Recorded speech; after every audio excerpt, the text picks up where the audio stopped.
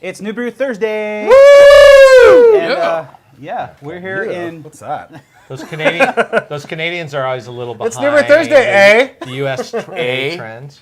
We stutter now on New Brew Thursday when Canadians are in the room, I guess. But we're back in Dr. Bill's cellar, and we're here with Andy Coppock. Andy's visiting down from Canada. Eh? From Vancouver.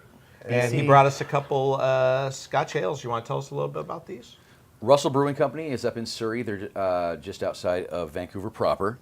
One of our many strong craft beer people up in BC.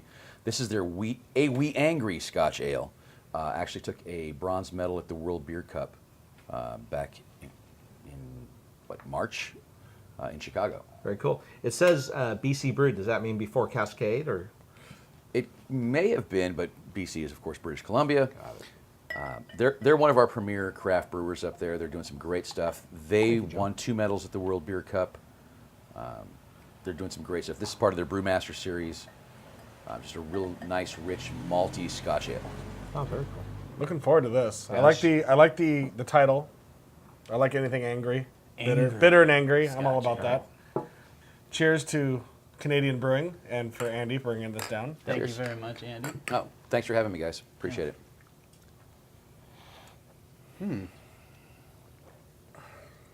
I like this. I've only had a few Scotch ales. AleSmith's, what is it, Decadence? Or no, AleSmith's Wee Heavy. Wee Heavy. Yeah. Yes, that's a Wee Heavy Right. style. And was it Kilt Lifter? Is Kilt Lifter a Right. Scotch ale? You've probably predominantly had Wee Heavies, which are the largest. They're the barley wines of the Scotch beer scene. There's different styles that they use, and they were based off of Schilling styles, as they paid shillings for amount of shillings per unit of ingredients that they use to brew the beer. And the taxation as well. Right. So, well, yeah, they tax the ingredients that they put in for the beer. So the higher the alcohol in the beer, because more ingredients, the more they were charged, and that's what so they have this 70 shilling, 90 shilling kind of system. Oh, that Heavies are explains. fused. So they call a lot of the lower alcohol beers. This is a 70 shilling ale, Right. or this is a 50 shilling ale, things Is, like that. is it Odell's that has 90 shilling? Sure. Yeah. Yep, they sure do. Great beer, by the way. This is nice, Andy. It's got that nice The more you know. roasted malt reminiscent. It makes me want to That's a rich, toasty, chocolatey kind of character. almost peaty. Yeah, very peaty. What I'm gathering from my tour of Canadian beers today is that they don't overdo any of their beers. Everything is very flavorful, everything tastes amazing, but nothing is so much that I'm not going to enjoy drinking more of it. Right. I kind think agree one with of the that. keys to the Canadian craft beer scene is balance. Right. All the beers are in great balance. You don't see that uber extreme beer that's got a thin body and an amazing amount of hops. Right. Everything is pretty much within that nice, simple little balance. Not too hoppy, not too anything. Right. Which, when I first got to Canada, drove me crazy. It's like, it's all not too anything. Yeah. I now I like go, it wait though, a yeah. minute. My theory is, there are a few Canadian breweries that do extreme beers, obviously. Places like Dieu du Ciel and Unibrew are fairly large, high alcohol, robust beers. Let's just call them that. And my theory is the Canadian craft beer movement is behind the U.S. beer movement chronologically. And if you looked at the U.S. craft beer movement in the late 80s, early 90s, there were a lot more well-balanced beers that were out at most of the breweries, because everybody was basing their styles off of the English ale styles. So they were brewing the porters, the ambers, the pales, the stouts, the IPAs, just very basic styles. And then as the breweries grew and got older and got into their 10th year, 15th year, things like that, they started experimenting with more extreme styles, and they grew. So I expect to see over the next 10 years the Canadian beer movement will always have a background of a good backbone of this, I should say, but we're going to start seeing more extreme beers or robust beers coming out of the western It's like parts almost of Canada. a natural evolution for brewers. Yeah, and some of the beers that we tasted earlier today, very much starting to show that. You're seeing more double IPAs. You're seeing more Belgian styles. You're seeing more triples. You're seeing more out of balance beers, Right. if you will, but a little bit more, a little more robust, a little more aggressively hopped beers, a little higher alcohol content. Right. It's growing, it's catching up, and it's faster than you think. Right. And it doesn't have to catch up. What I like is generationally, the beer drinkers of Canada are trying all the great German lagers and British ales. And that's how it started here, too. And then we started experimenting with Belgian ales and getting into the Abbey beers and lambics and more sours and stuff. So, it's good because they need to have a basis of what the classic beer styles are so they know exactly how they should be. Absolutely. Bill, what are we eating with this? Because I'm looking at like pink stuff and Pink stuff and This is cookies. some Nova Scotia smoked salmon, appropriate region for the beer. Very much so. this And is for the Andy. lock style of salmon, which Yes. Yes, this preferably is- you'd want like a flaky cubed. Well, either one. This has a nice smoky background. The flaky one's cool. I think it shows on camera, but this is going to be really nice too. This is what you want, like with your bagels and cream Right, cheese and right. stuff.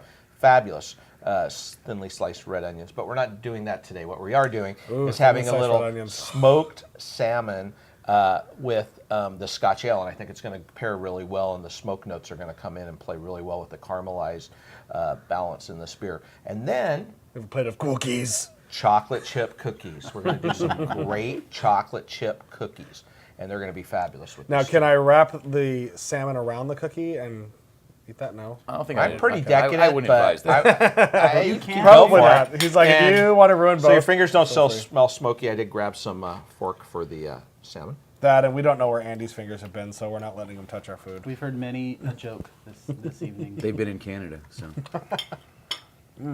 I love salmon. This is a little more fishy than I'm used to.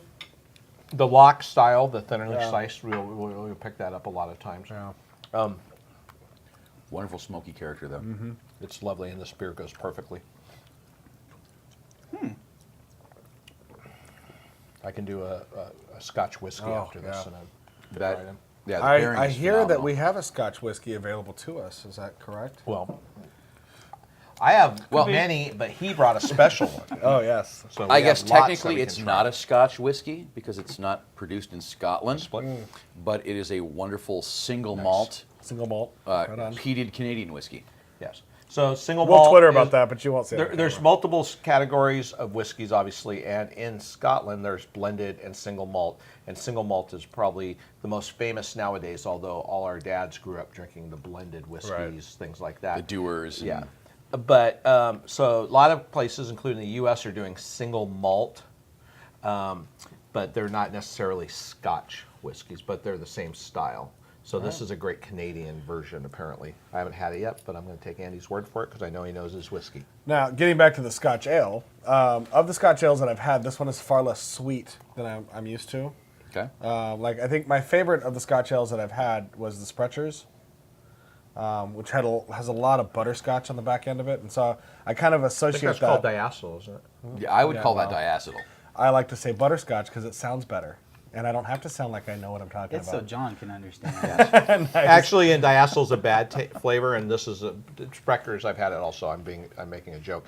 Right. Their beer does have butterscotch notes, and it's not a bad butterscotch. Right. There's bad I mean, butterscotch and if good you're getting butterscotch off of an IPA, yeah, that's an issue. But for a Scotch ale, because of the flavor notes on it, it actually enhanced the flavor of the beer quite a bit. It almost tasted like a butterscotch drop.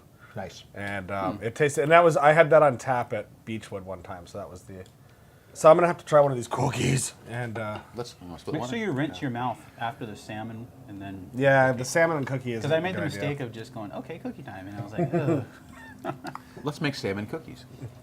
didn't work.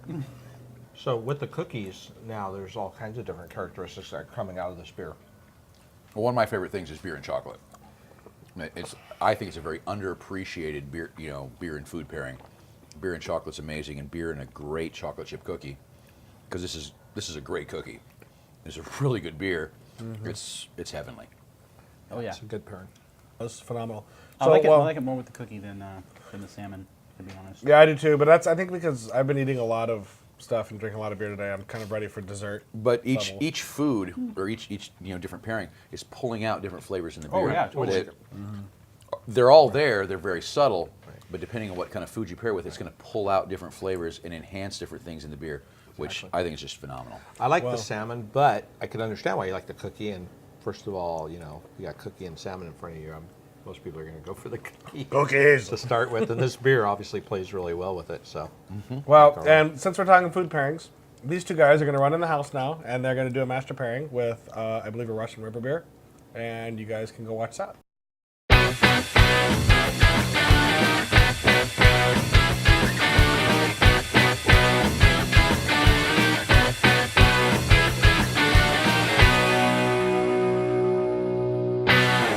hi everyone, welcome to another Master Pairings with me, Dr. Bill, and today for my guest I have Andy Coppock. He's one of the guys behind the just recently played out Vancouver Beer Week. Today we have actually a fabulous American crafted Belgian golden, or Belgian style golden. It's Damnation from Russian River, from Vinny Salurzo, and it's one of my favorites, and it's a great aperitif.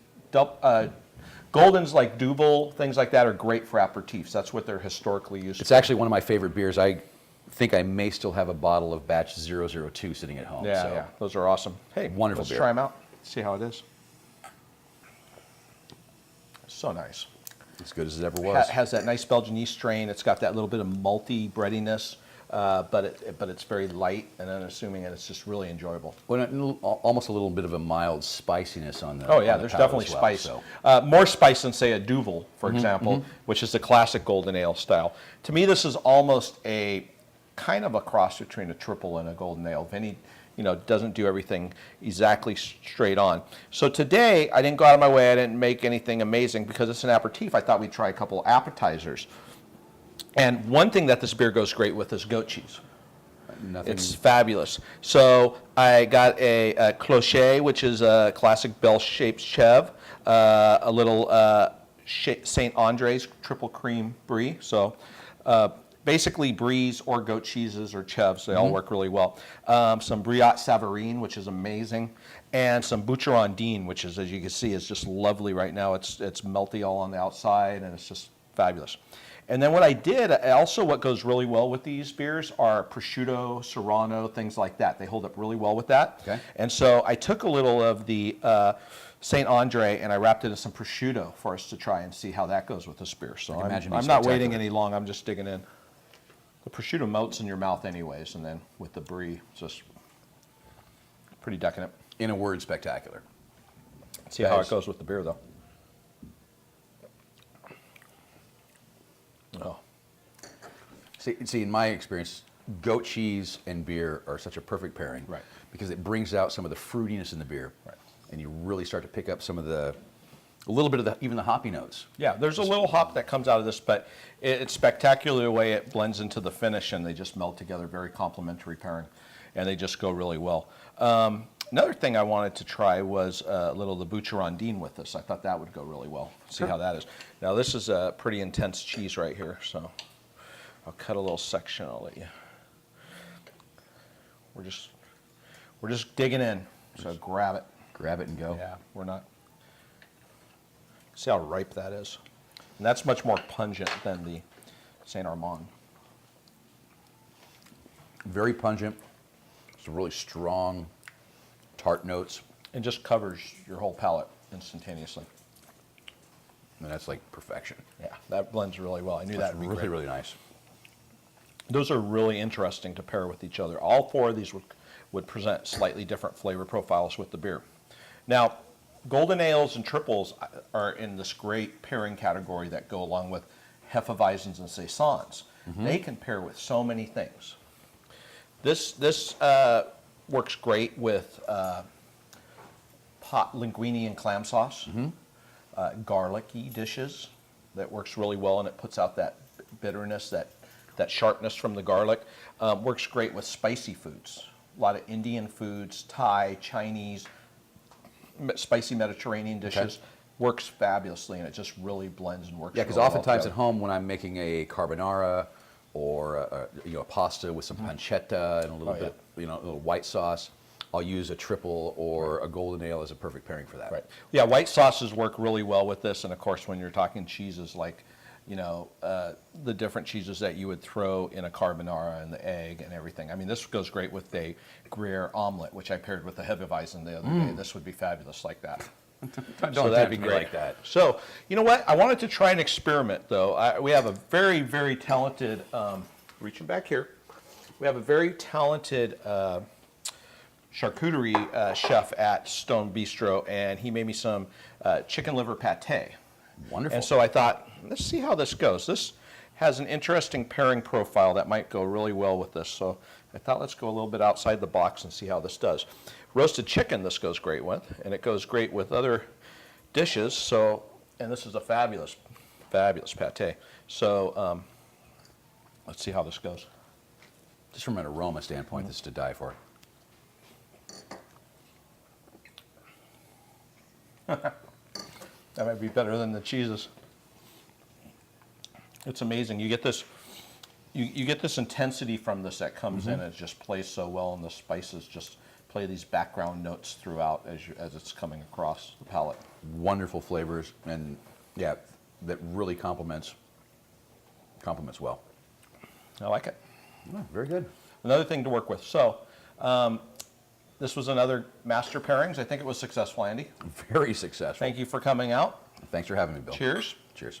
Boom. Andy, thank you very much for coming down all the way from Canada. That's amazing. All the And, way down. You know, your horse and carriage, because you guys don't have cars up there yet, right?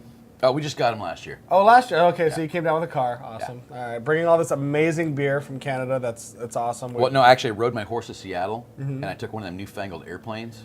Oh yeah. Those aeroplane. Aeroplanes, Yeah, it was yeah. awesome. It's it a jet? excellent. A jet. I don't know the difference. Yeah. You So, wouldn't. but we're really happy that you came down. We're really happy you brought us some amazing beer, and you left over quite a bit. So, thank you for that as well. Yeah. Thank you to the Canadian craft brewers. You guys are doing amazing. Keep it up. Continue to create amazingness, and we'll see you in May. And until then, stay safe and drink beer. Cheers.